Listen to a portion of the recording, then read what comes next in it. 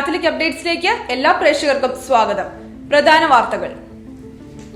മാർപ്പാപ്പ 20 കുഞ്ഞുങ്ങൾക്ക് മാമോദിസ നൽകി. വത്തിക്കാന്റെ നയതന്ത്ര ബന്ധങ്ങൾ 184 രാജ്യങ്ങളിലേക്ക്. നൈജീരിയയിൽ വീണ്ടും ക്രൈസ്തവ വേട്ട, 49 മരണങ്ങൾ. ചൈനയിൽ ക്രൈസ്തവർക്ക് നേരെ ഗൂഢതന്ത്രങ്ങൾ. സ്നേഹത്തിന്റെ പ്രവൃത്തികളെ നിർബന്ധിത മതപരിവർത്തന ശ്രമങ്ങളായി വ്യാഖ്യാനിക്കരുത്. Major archbishop Mar Raphael Thattil. വാർത്തകൾ വിശദമായി. മാർപ്പാപ്പ 20 കുഞ്ഞുങ്ങൾക്ക് മാമോദിസ നൽകി. ലിയോ 14 മാർപ്പാപ്പ സിസ്റ്റൈൻ ചാപ്പലിൽ വെച്ച് 20 കുഞ്ഞുങ്ങൾക്ക് മാമോദിസ നൽകി. വത്തിക്കാനിൽ ജോലി ചെയ്യുന്നവരുടെ മക്കളുടെ മാമോദിസയാണ് മാർപ്പാപ്പ നടത്തിയത്. ജീവിക്കാൻ ഭക്ഷണവും വസ്ത്രവും എത്രത്തോളം ആവശ്യമാണോ അതിനേക്കാൾ വിശ്വാസം അത്യാവശ്യമാണെന്ന് പാപ്പ സന്ദേശത്തിൽ പറഞ്ഞു. 1981 മുതൽക്കാണ് മാർപ്പാപ്പമാർ വത്തിക്കാൻ ഉദ്യോഗസ്ഥരുടെ മക്കൾക്ക് മാമോദിസ നൽകുന്ന ചടങ്ങ് ആരംഭിച്ചത്.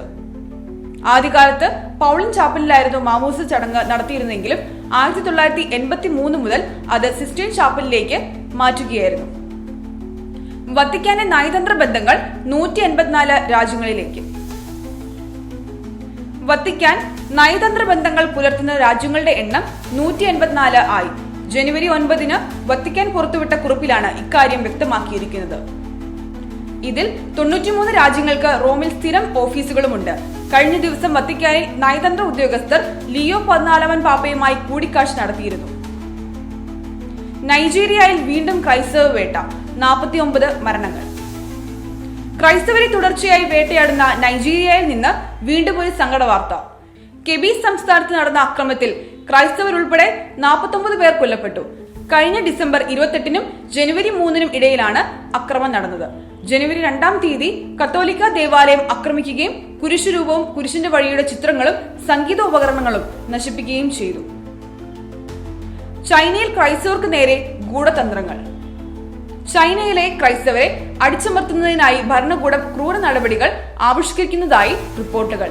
അണ്ടർഗ്രൗണ്ട് ക്രൈസ്തവർക്ക് നേരെയാണ് ഭരണകൂടം നടപടികൾ എടുക്കുന്നത്. പ്രാർത്ഥനാ കൂട്ടായ്മ നടത്തുന്ന വീടുകൾ റെയ്ഡ് ചെയ്യുകയും അറസ്റ്റ് ചെയ്യുകയുമാണ് ചെയ്യുന്നത്. അകാരണമായ കുറ്റങ്ങൾ ചുമത്തി ഇവരെ ജയിലിൽ അടയ്ക്കുന്നതുമുണ്ട്. സ്നേഹത്തിന്റെ പ്രവൃത്തികളെ നിർബന്ധിത മതപരിവർത്തന ശ്രമങ്ങളായി വ്യാഖ്യാനിക്കരുത്. Major archbishop Mar Raphael Thattil. സ്നേഹത്തിന്റെ പ്രവൃത്തികളെ നിർബന്ധിത മതപരിവർത്തന ശ്രമങ്ങളായി വ്യാഖ്യാനിക്കരുതെന്നും വിദ്വേഷത്തിന് സംസ്കാരം വളർത്താൻ അനുവദിക്കുന്നത് രാജ്യത്തിന്റെ മതേതര സ്വഭാവത്തെ തന്നെ ദുർബലമാക്കുമെന്നും സീറോ മലബാർ സഭ major archbishop Mar Raphael Thattil. Syro Malabar സഭയുടെ 34ാമത് സിനഡിന്റെ ആദ്യ സമ്മേളനത്തെ തുടർന്ന് പുറത്തിറക്കിയ സിനഡനന്തര സർക്കുലറിലാണ് ഇക്കാര്യം അദ്ദേഹം വ്യക്തമാക്കിയിരിക്കുന്നത്. സഭാംഗങ്ങൾ, പ്രത്യേകിച്ച് കുടുംബങ്ങളും ഇടവകകളും വിശ്വാസത്തിലും തനിമയിലും സ്വയം പര്യാപ്തതയിലും അവബോധമുള്ളവരായി നിലനിന്നാൽ മാത്രമേ പൊതുസമൂഹത്തോടുള്ള നമ്മുടെ സുവിശേഷ ദൗത്യം നിറവേറ്റാൻ നാം പ്രാപ്തരാവുകയുള്ളൂ.